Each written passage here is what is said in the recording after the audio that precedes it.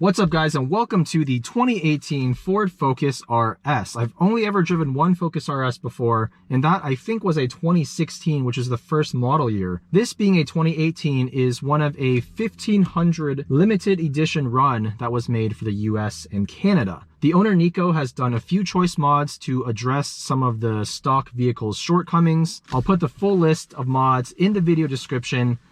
But the main item you need to know, Ohlins Road and Track coilovers. Of course, this car came with adaptive dampers as standard.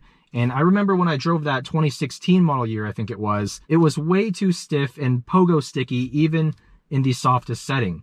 Let's see if the Ohlins address that problem. The limited edition for 2018 also comes with a Quaife front limited slip differential, which supposedly reduces a lot of the torque steer that the prior model year was known for. Nitrous blue and race red were the only colors offered for the limited edition. This one, of course, is nitrous blue. Another thing I remember being really annoying on that 2016 was the ability to heel toe downshift. So Nico has added a Damond pedal spacer, which hopefully will make that a lot easier. And we've got some Whiteline sway bars front and rear, ground control camber plates, SPC adjustable rear camber arms, and we've got a Mountune shifter. Again, full list of mods in the video description. So specs on the Focus RS. This is a roughly 3,400 pound all-wheel drive hot hatch. 6-speed manual transmission is your only choice of transmission.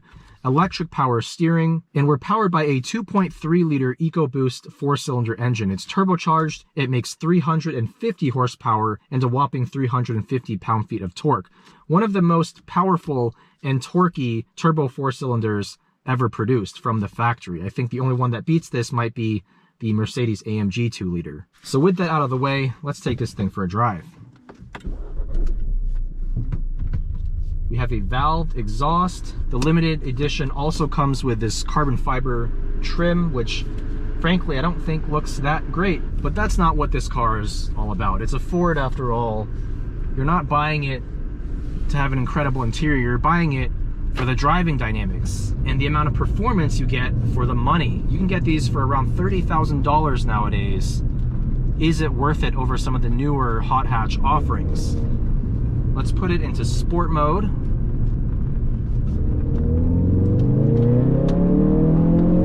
Oh yeah, that's 350 horsepower and torque for sure. Oh my, listen to that. When I lift off the throttle, this stock exhaust pops and bangs like an aftermarket exhaust.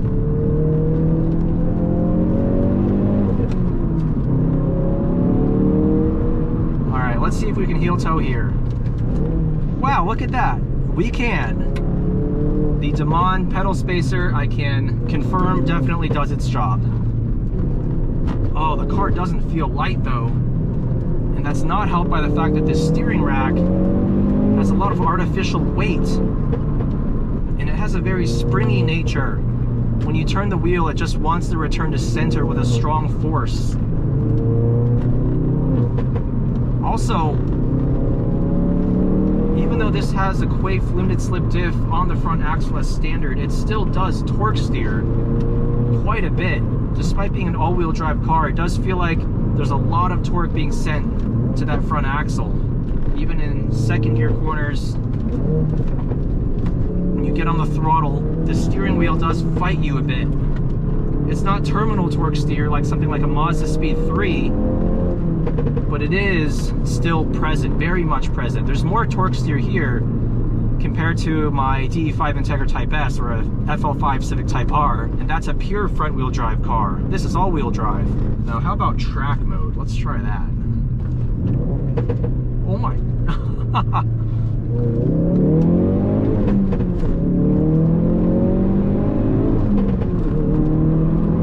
Between every shift, every time you lift off the throttle, you get the pops and bangs. And even in normal mode, I tried this earlier, the pops and bangs are still there. You can't get rid of them. This is not a quiet car. You are loud in multiple ways, not only because of this bright blue color, but the car is literally so loud. It sounds like a gunshot every time you lift off. But it is powerful, I'll give it that. lots of straight line performance. Easy to heel toe now with the pedal spacer. Throttle response is decent for a 4-cylinder turbo engine. I don't feel a whole lot of rev hang, if at all. Traction coming out of corners is excellent due to the all-wheel drive system. Despite that little bit of torque steer, the car does grip really well. Now, how about the suspension? Definitely a big improvement over stock, but still doesn't quite feel dialed in over some of the bigger bumps at higher speed. It's still a little bit unsettled, but like I said, huge improvement over stock. And even though I drove that stock early model year RS, I still remember just being jostled up and down, left and right. It was horrible. So these Ohlins, definitely a much needed upgrade. Oh, those pops and bangs, I am not a fan. Let me demonstrate. I'll put it back into normal mode. Lift off. Oh, okay, maybe I lied. Maybe in normal mode, the pops and bangs go away, at least somewhat. The steering also gets lighter, which I actually prefer. The artificial weighting in sport and track, it's too much. There's no need for the steering to be that heavy.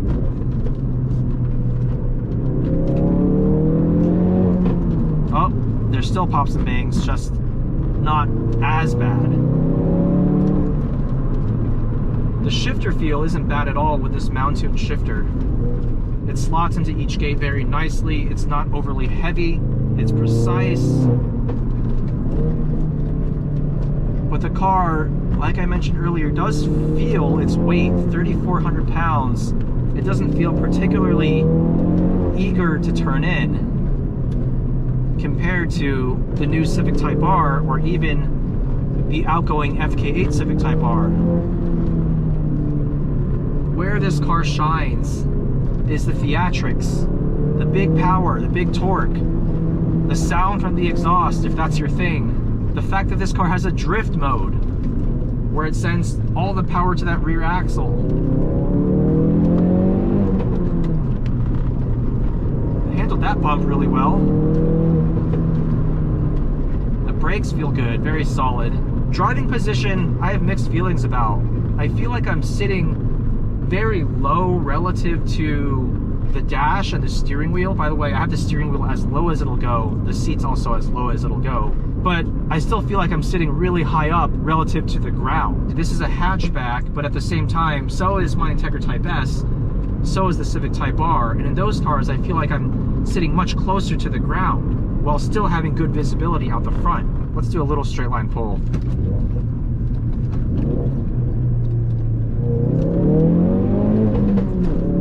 This is a normal mode. Still got the cracks and pops from the back. Oh, torque steer. An enormous amount of torque steer right there. That was in third gear. It almost wanted to rip the steering wheel out of my hands. But if you're looking for thrills, I mean, this RS in stock form, it offers a lot. It makes you giggle more than pretty much any hot hatch on sale today, I would argue. The Type R is a much more serious driving machine. It's not something that makes you giggle when you just do a straight line pull or turn it into a corner. This is a much more animated car. Even compared to the Golf R, this is way more animated. If that's what you want, by all means, Focus RS, still a great value at less than $35,000. I know you can pick these up for 30 grand nowadays.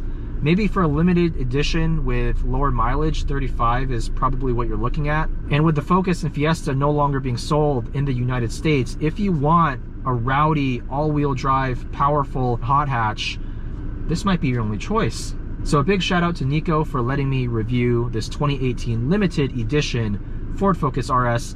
Let me know what you think about this car. At 30 to 35 grand, would you rather get one of the newer hot hatch offerings, or are there even other hot hatches from this era or older for around the same price that are more fun to drive? Thank you guys for watching, and I'll see you in the next one.